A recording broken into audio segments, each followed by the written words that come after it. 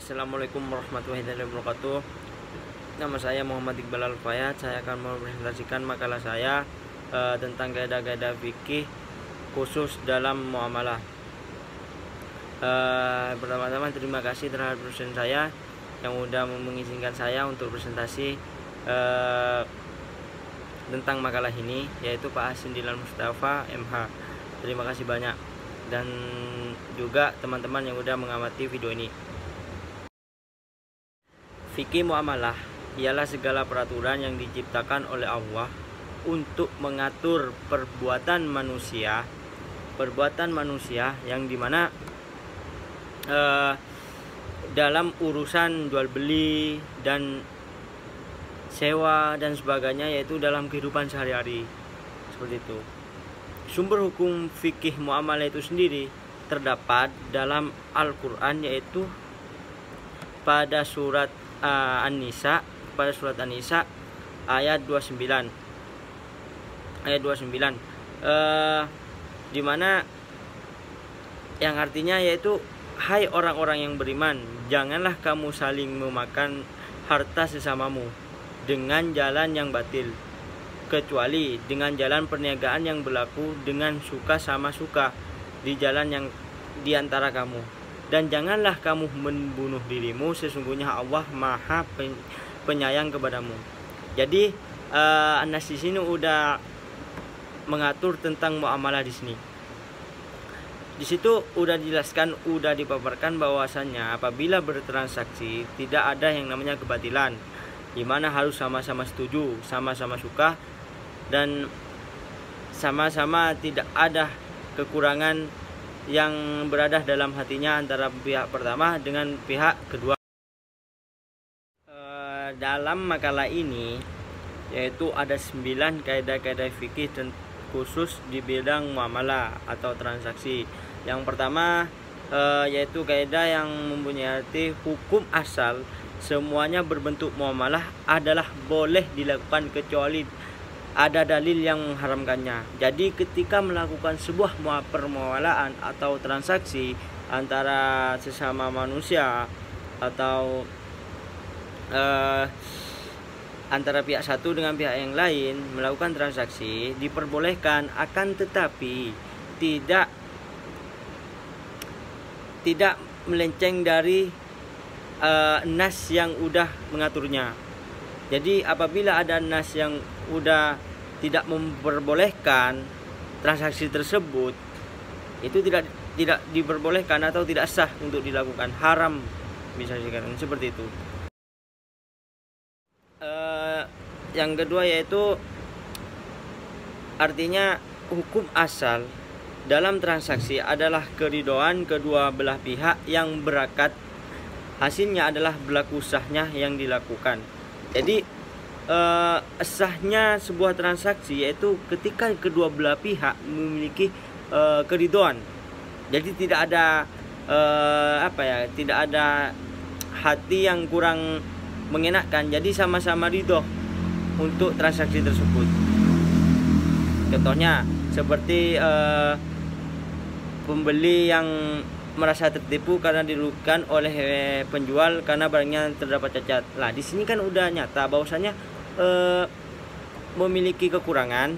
Jadi di situ malah memiliki ketidaknyamanan antara pihak satu dengan pihak yang kedua.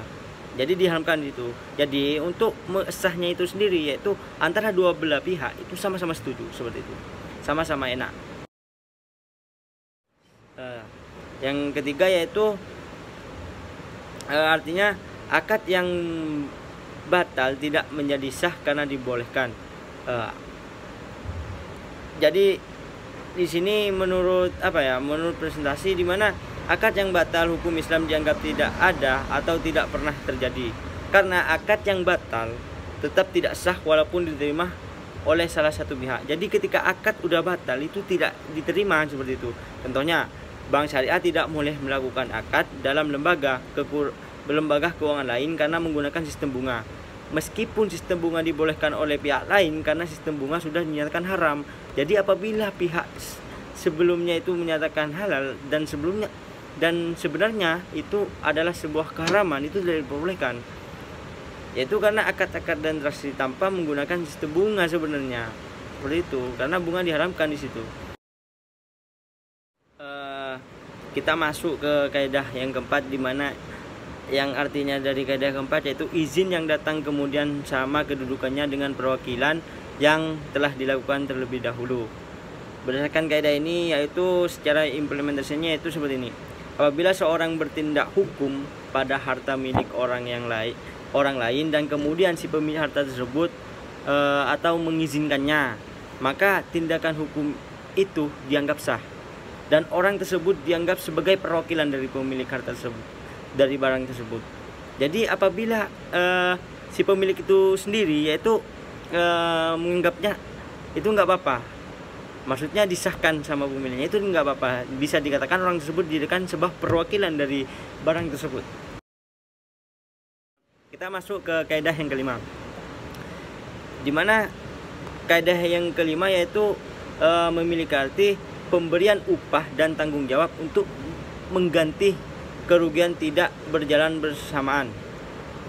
Jadi kaidah ini, ganti rugi dalam kaidah ini yaitu menggantikan dengan barang yang sama apabila barang tersebut ada di pasaran, atau membayar seharga tersebut apabila barangnya tidak ada di pasaran.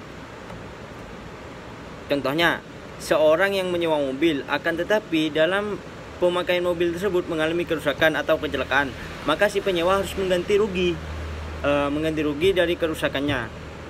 Apabila barang itu rusak, tidak ada di pasaran, maka si penyewa itu mengganti rugi dengan harga senilai yang barang tersebut. Jadi ketika contohnya spion yang rusak, lah spion itu diganti dibeli dulu di pasaran. Apabila di pasaran tidak ada, bisa diganti rugi dengan sesuai dengan harga spion itu sendiri.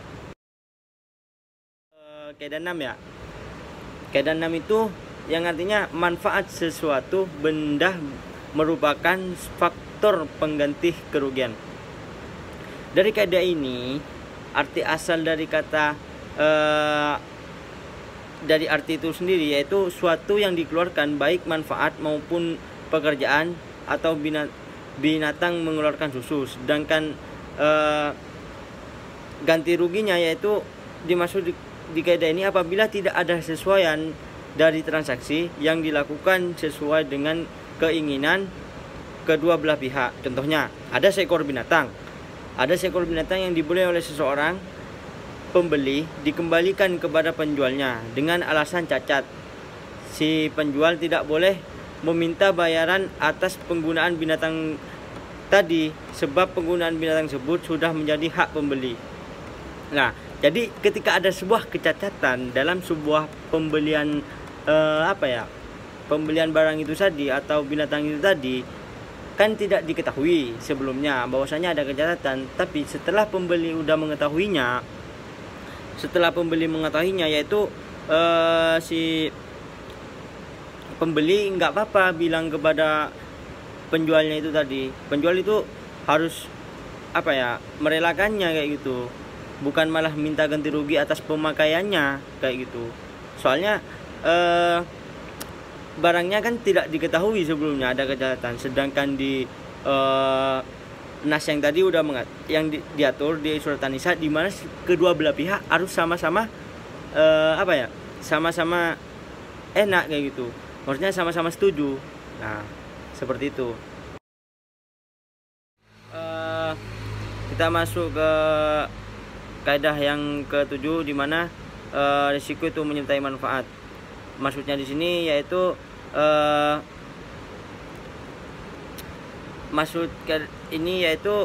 bahwa seseorang yang memanfaatkan sesuatu harus menanggung risiko. Kita langsung ke contoh ya, biar langsung paham, di mana yaitu seperti notaris. Notaris adalah tanggung jawab dari pembeli kecuali ada keridoan dari penjual atau ditanggung bersama. Jadi seorang notaris kan dibayar, akan tapi apabila ada bukan membeli sebenarnya notaris itu, tapi bisa dikatakan membayarnya kayak gitu. Apabila tidak sesuai, itu harus ada keridoan dari si notaris itu sendiri atau dari orang yang belinya bila tidak sesuai. Mungkin itu sangat membingungkan kalau notaris itu ya. Kita masuk ke seorang yang meminjam barang lah. Seorang yang meminjam barang maka dia wajib mengembalikan barang dan risiko ongkos-ongkosnya pengembaliannya. Jadi ketika meminjam sebuah barang, kita harus mengembalikannya dengan utuh lagi kayak gitu. Seperti itu teman. Untuk kaidah yang ke-8 yaitu yang artinya apabila suatu akad batal maka batal pula apa yang ada dalam tanggungannya. Kaidah ini yang dimaksud kaidah ini yaitu sudah menjadi kebiasaan pula dari pembagian orang batal dalam bertransaksi. Misalnya penjual dan pembeli melaksanakan akad jual beli. Si pembeli menerima barang dari si penjual dan telah menerima uang. Kemudian kedua belah pihak membatalkan jual beli, maka hak pembeli terhadap barang tersebut batal dan hak penjual harga menjadikan batal. Jadi semuanya udah artinya si pembeli harus mengembalikan barang tersebut dan si penjual harus mengembalikan uang atau harga barang tersebut. Seperti itu. Kaidah 9 yaitu kaidah yang terakhir, yaitu artinya akad dan objeknya suatu benda tertentu adalah seperti akad terdapat manfaat benda tersebut. Makna dari kaidah ini yaitu objek suatu akad bisa berupa barang tertentu, misalnya jual beli, dan pula berupa manfaat suatu barang seperti sewa menyewa. Bahkan sekarang objeknya bisa berupa seperti jasa